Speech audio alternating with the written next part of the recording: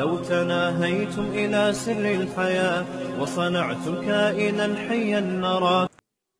کہ جب بھی آپ کے پر کوئی خرچ کرنا چاہے تو اپنی آمدن سے خرچ کرے. ہمارے حضرت فرمایا کرتے تھے اگر کوئی گفٹ لے کر آئے نا کوئی لڑکا تو اس سے پوچھو یہ اپنے باپ کے پیسوں سے لائے ہو اپنے پیسوں سے لائے ہو. اگر وہ اپنے باپ کے پیسوں سے لائے وہ بھی نہیں لو, وہ واپس کر دو, کیونکہ اس کو تم سے عقیدت ہے, ہو سکتا ہے اس کے باپ کو تم سے عقیدت نہ ہو. اسی طرح خوب سمجھ لو کسی کے گھر جا کے نہیں پڑ جایا کرو. ایسے ایسے لوگ بھی ہیں کہ جا کے پڑ گئے کسی کے گھر میں, پھلترو کی طرح بیٹھ گئے, جا کے ہل ہی نہیں رہے وہاں سے, تو اگلا بیزار آ گیا یار کب دفع ہوگا یہ مصیبت, کب جائے گی یہاں سے. تو یہ سارے وہ طریقے ہیں میرے بھائی جو غیر اخلاقی طریقے ہیں, غیر خاندانی طریقے ہیں. اور جب انسان خود کماتا ہے خود کھاتا ہے تو اکثر ان غیر اخلاقی طریقوں سے بچ جاتا ہے وہ. اور جب غریب ہوتا ہے تو یا تو اللہ پہ بہت زیادہ توکل ہو پھر بچے گا, اگر اللہ پہ توکل نہیں ہے تو بھائی غربت سے بڑی پھر کوئی بیماری ہے نہیں. میں غریب کو برا کبھی بھی نہیں کہتا, لیکن وہ غریب اللہ کو پسند ہے جو استغنا کے ساتھ زندگی گزارے, جتنا اللہ نے دیا اس پہ خوش رہے, پھر وہ غریب جنت میں پہلے جائے گا. لیکن آج جب غربت آتی ہے تو غیر اخلاقی طریقوں سے, مجھے ایسے بھی لوگ امریکہ میں ملے ہیں کہ بے روزگار تھے, کمانے کا کوئی دھندا نہیں تھا, تو جا کے مدرسے میں داخلہ لیا اور بس ٹائم گزار کے سرٹیفکیٹ لے لیا, مولوی بن گئے, مسجد کھول لی, اب دے دنادن نوٹ چھاپنے کی مشین بنے ہوئے ہیں, وہ کروڑ پتی بن گئے, ارب پتی بن گئے, اور تھوڑا بہت مسجد میں بھی لگا دیتے ہیں, خود بھی کھا رہے ہیں, بہت کچھ ماشاءاللہ ماشاءاللہ, یعنی تنزیہ کہہ رہا ہوں میں. تو کبھی بھی غیر اخلاقی طریقے سے آگے جانے کی کوشش کرنا, دوسرے کو پیچھے کر کے آگے نکلنے کی کوشش کرنا, یہ سارے طریقے اللہ کو ناپسند ہیں. اور نبی صلی اللہ علیہ وسلم نے فرمایا تعیس عبد الدینار تعیس عبد الدرہم تعیس وانتکس واذا شیک فلنتکس. نبی نے فرمایا جو پیسے کا غلام ہے اور کپڑوں کا غلام, آپ نے فرمایا وہ ہلاک ہو جائے, اور آپ نے بددعا دی کہ اس کے کانٹا چبھے تو نہ نکلے. لالچی آدمی کو نبی بددعا دے رہے ہیں کہ اس کے اگر کانٹا بھی چبھ جائے تو یہ کانٹا بھی نہ نکلے, اس کے چبھا ہی رہے اس کمبخت کے کانٹا. تو قرآن مجید میں اللہ تعالیٰ کا کہ اچھا یہ ختم کیسے ہوتی ہے, یہ لالچ طمع ختم خرچ کرنے سے ہوتی ہے. ختم کیسے ہوتی ہے؟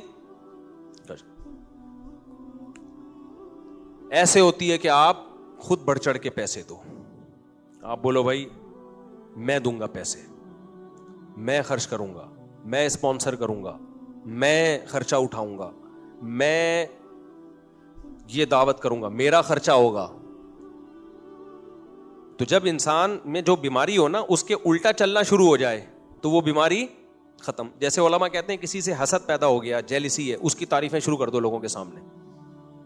دل تو نہیں کرے گا تعریف کرنے کا, دل جلے گا, دل تو چاہتا ہے کہ جس سے حسد ہے اس کا بیڑا ہی غرق کر دیں, اس کی تعریفیں شروع کر دو تو دل تو تکلیف میں آئے گا, لیکن آہستہ آہستہ آہستہ آہستہ وہ حسد کے, یہ اینٹی بایوٹک ہے, آہستہ آہستہ وہ جیلسی اور حسد کے جراثیم ختم ہو جائیں گے. تو الٹا چلنا شروع ہو جاؤ.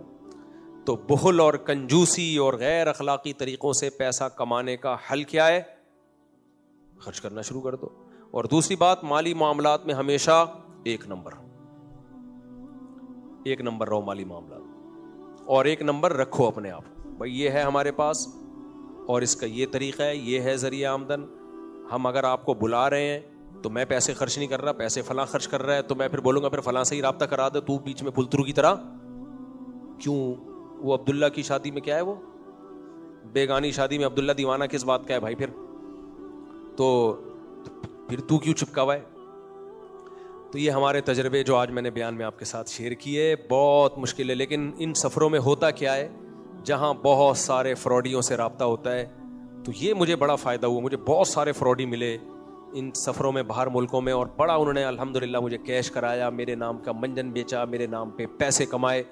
لیکن ایک فائدہ ہو گیا, چند مخلص لوگ بھی مجھے مل گئے.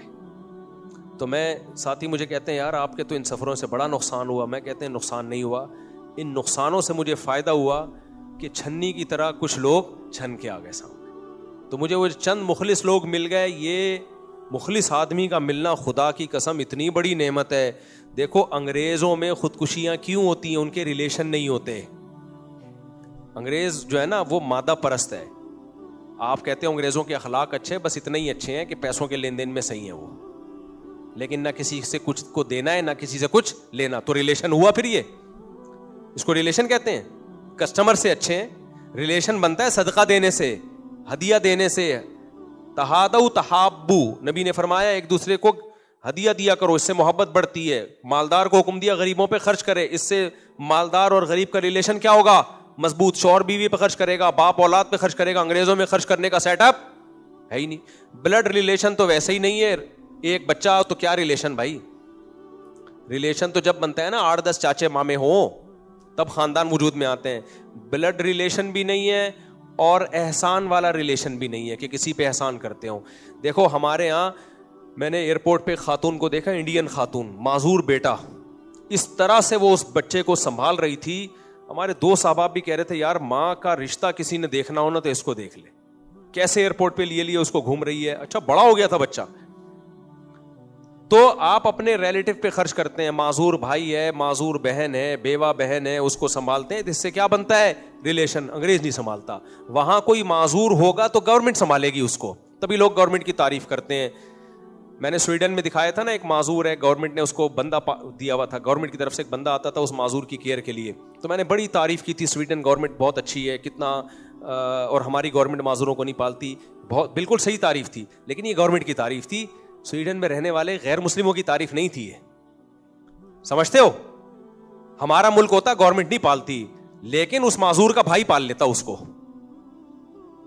اس کا چاچا پال لیتا, اس کا ماموں پال لیتا, سب خاندان جس کو ہندی میں پریوار کہتے ہیں سب مل کے پالتے اس کو. سمجھتے ہو, گورنمنٹ اگر ان ملکوں میں نہ پالے نا, یہ معذور روڈ پہ پھرے ہوئے ہوں گے. انگریز میں اتنا ظرف نہیں ہے کہ ایسے معذور کو اٹھا کے لائے, ہوں گے لاکھوں میں کوئی ایک آدھ, اس میں اتنا ظرف نہیں ہے کہ وہ معذور کو اٹھا کے لائے اور اس کی کیئر کرے. وہ کہہ رہے کہ لائف کو میں نے انجوائے کرنا ہے, معذوروں کی بھیٹ نہیں چڑھانا میں نے. وہ باپ کو نہیں پالتا, بھائی کو کہاں سے پالے گا؟ ان کے ہاں باپ سے رشتہ کرسمس کے موقع پر 2-4 پھول پیش کرنا ہے, اور اب تو یہاں تک ہو گیا کمبختوں نے وہ بھی چھوڑ دیا ہے. بہت سے لوگوں نے فون کر رہے ہوتے ہیں, یار آج کرسمس ہے, میں اپنے ملک نہیں آ سکتا, تو میرے ابا کے گھر میں باہر کیک کا ڈبہ رکھ کے بیل بجا کے واپس آ جا, کیونکہ کتا نکلے گا. مجھے تو کتا پہچانتا ہے, تجھے نہیں پہچانتا. یہ بھی واقعات ہو رہے ہیں کرسمس کے موقع پہ نا, کہ چلو آج کرسمس ہے تو ابا کو کیک پہنچا دے. ایک آدمی نے مجھے بتایا یورپ میں کہ ایک گورے کے باپ نے مجھے کہا کہ آج میرے بیٹے کو مجھ سے پیسے لینے ہیں کچھ. کہتے ہیں, میں نے کہا کیوں بھائی؟ کہتے ہیں سال میں آج میرے پاس اس کا فون آیا, مجھ سے چائے پہ بلایا اس نے. کہہ رہا ہے میرا بیٹا ہو نہیں سکتا کہ مجھے چائے اپنے خرچے پہ پلائے اور اس کا مجھ سے کوئی مفاد نہ ہو, یہ ہو نہیں سکتی. گورا کہہ رہا ہے.